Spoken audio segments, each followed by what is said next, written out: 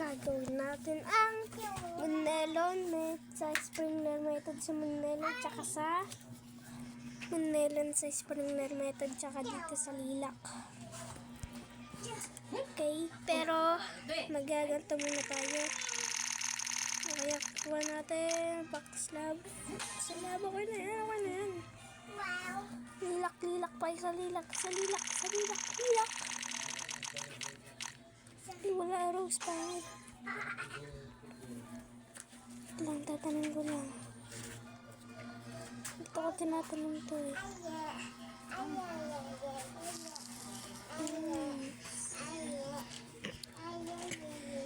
Nilabas natin itong mga kagamitan. Itong basics. Yan, tapos advance, godly, tapos itong master. So, una natin lalagay is itong basic. Tatlong basic.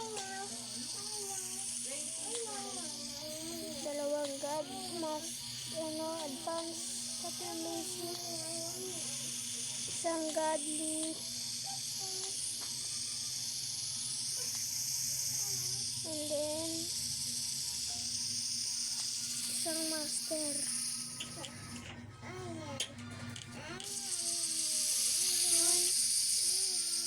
Then, live lang tayo ng 1 hours to 2 hours.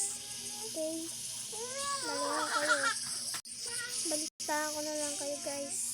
Bye.